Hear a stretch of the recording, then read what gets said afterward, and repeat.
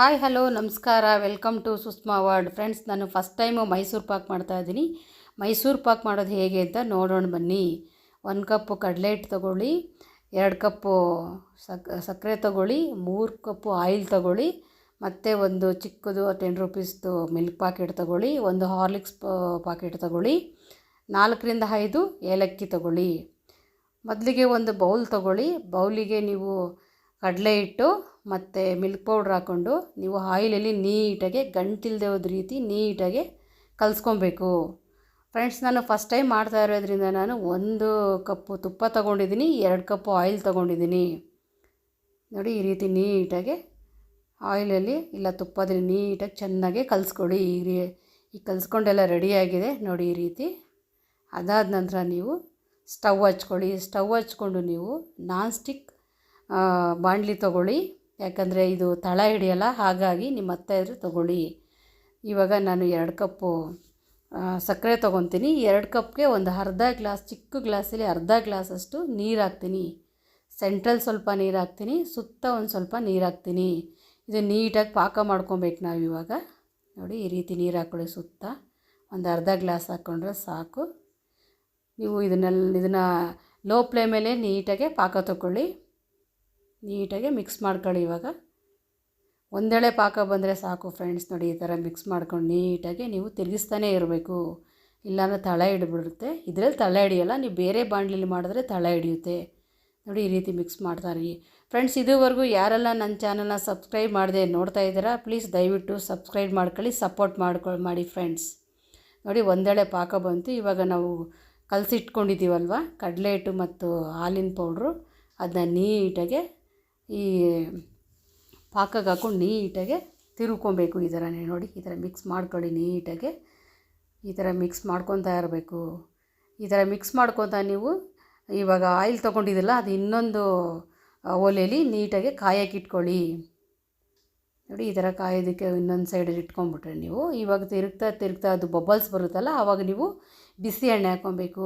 ಯಾವುದೇ ಕಾರಣಕ್ಕೂ ತುಪ್ಪ ಆಗಲಿ ಆಯಿಲ್ ಆಗಲಿ ನೀವು ಕಾಯಿಸ್ತೀರ ಹಾಕೋಬೇಡಿ. ನೋಡಿ, ಈ ಥರ ಬಬಲ್ಸ್ ಬರ್ತಾಯಿದೆ. ಇವಾಗ ನಾವು ಎಣ್ಣೆ ಹಾಕ್ಕೊಬೇಕು. ಕಾಯ್ದಿರೋ ಎಣ್ಣೆನ ಮತ್ತು ತುಪ್ಪನ ಒಂದೊಂದೇ ಒಂದು ಸೌಟ ತೊಗೊಂಡು ಒಂದೊಂದೇ ಸೌಟು ತೊಗೊಂಡು ನೀಟಾಗೆ ಮಿಕ್ಸ್ ಕೊಡ್ತಾ ಬರಬೇಕು. ಇದರಲ್ಲಿರೋ ನೀರಿನ ಅಂಶ ಎಲ್ಲನೂ ಕಮ್ಮಿ ಆಗಿಬಿಟ್ಟು ಆಯಿಲೇ ತೇಲುತ್ತೆ ಮೇಲ್ಗಡೆ. ಆ ರೀತಿ ಬರೋವರೆಗೂ ನಾವು ಈ ರೀತಿ ಮಿಕ್ಸ್ ಕೊಟ್ಕೊಬೇಕು. 10ರಿಂದ 15 ನಿಮಿಷ ಅಂತೂ ಬೇಕೇ ಬೇಕು. ನಾನು ಸ್ವಲ್ಪ ಮಾಡ್ತಾಯಿದ್ದೀನಿ, ಹಾಗಾಗಿ ನೋಡಿ. ಇನ್ನೂ ಜಾಸ್ತಿ ಮಾಡಬೇಕು ಅಂದರೆ ನೀವು ಮುಕ್ಕಾಲು ಅವರ್ ಅರ್ಧ ಗಂಟೆ ಬೇಕೇ ಬೇಕಾಗುತ್ತೆ. ನೋಡಿ, ಈ ರೀತಿ ಚೆನ್ನಾಗಿ ಆಯಿಲು ಮತ್ತು ತುಪ್ಪನ ನೀಟಾಗಿ ಬಿಸಿ ಮಾಡ್ಕೊಂಡು ಈ ರೀತಿ ಹಾಕ್ಕೊಂಡು ಚೆನ್ನಾಗಿ ತಿರುಗಿಸ್ತಾ ಇರಬೇಕು ಫ್ರೆಂಡ್ಸ್. ನೋಡಿ, ನೀವು ಒಂದು ಸಲ ಮನೇಲಿ ಈ ರೀತಿ ಹೋಮ್ ಮೇಡ್ ಮೈಸೂರು ಪಾಕ್ ಮಾಡಿ ಹೇಗಿತ್ತು ಅಂತ ಹೇಳಿ ಫ್ರೆಂಡ್ಸ್. ನೋಡಿ, ಈ ರೀತಿ ನೀಟಾಗಿ ಇನ್ನೇನು ರೆಡಿ ಆಯಿತು ಫ್ರೆಂಡ್ಸ್. ನೋಡಿ, ಈ ರೀತಿ ಬರ್ತಾಯಿದೆ. ಇವಾಗ ಬಾಣಲಿಯಿಂದ ಒಂಥರ ಬರ್ತಾಯಿದೆ ನೋಡಿ. ಈ ರೀತಿ ರೆಡಿಯಾಗಿದೆ ಅಂತ ಅರ್ಥ. ಇನ್ನೊಂದು 5 ನಿಮಿಷದಲ್ಲಿ ಮೈಸೂರು ಪಾಕ್ ರೆಡಿಯಾಗಿಬಿಡುತ್ತೆ. ನೋಡಿ, ಇನ್ನೂ ಉಳಿದಿರೋ ಎಣ್ಣೆ ಎಲ್ಲ ಇವಾಗ ಹಾಕ್ಕೊಬೇಕು. ನೀವು ನೀಟಾಗಿ ಹಿಂಗೆ ತಿರುಗಿಸ್ತಾ ಇರಿ. ಇರೋ ಎಣ್ಣೆ ಎಲ್ಲ ಹಾಕ್ಕೊಳ್ಳಿ. ಇವಾಗ ನೀವು ಎಷ್ಟು ಅಳತೆಗೆ ತೊಗೊಂಡಿದ್ರಿ ಆ ಆಯಿಲೆಲ್ಲ ಇವಾಗ ಹಾಕ್ಕೊಂಬಿಡಿ. ಇದಾದ ನಂತರ ಸ್ವಲ್ಪ ಕಲರ್ಗೆ ಅರಿಶಿನ ಹಾಕ್ಕೊಳ್ಳಿ.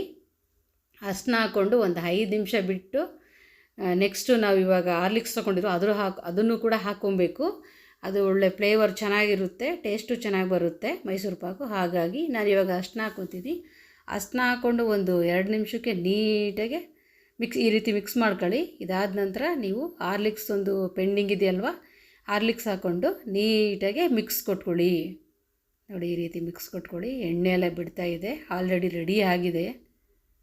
ರೆಡಿ ಆಗೋ ಟೈಮಲ್ಲಿ ಇದನ್ನು ಈ ರೀತಿ ಹಾರ್ಲಿಕ್ಸು ಮತ್ತು ಅರಿಶಿನ ಹಾಕ್ಕೊಬೇಕು. ನೋಡಿ, ನೀಟಾಗಿ ರೆಡಿಯಾಗಿದೆ. ನೀವು ಇವಾಗ ಒಂದು ಪ್ಲೇಟ್ಗೆ ಎಣ್ಣೆ ಚೆನ್ನಾಗಿ ಹಚ್ಕೊಂಡು ಅದರೊಳಗಡೆ ನೀವು ನೀಟಾಗಿ ಹಾಕ್ಕೊಳ್ಳಿ. ಈ ರೀತಿ ನೋಡಿ, ನೀಟಾಗಿ ಬರ್ತಾಯಿದೆ. ನಾನು ಫಸ್ಟ್ ಟೈಮ್ ಮಾಡ್ತಾಯಿರೋದು ಹೇಗೆ ಬರ್ತಿದ್ದೋ ಅಂದ್ಕೊಂಡೆ, ಸೂಪರಾಗಿ ಬಂದಿದೆ.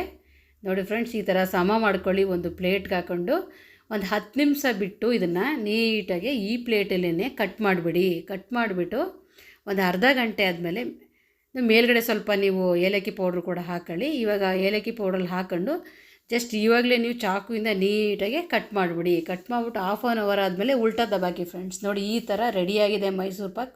ಸೂಪರಾಗಿ ಬಂದಿದೆ ಫ್ರೆಂಡ್ಸ್. ನನಗಂತೂ ತುಂಬ ಖುಷಿ ಆಯಿತು.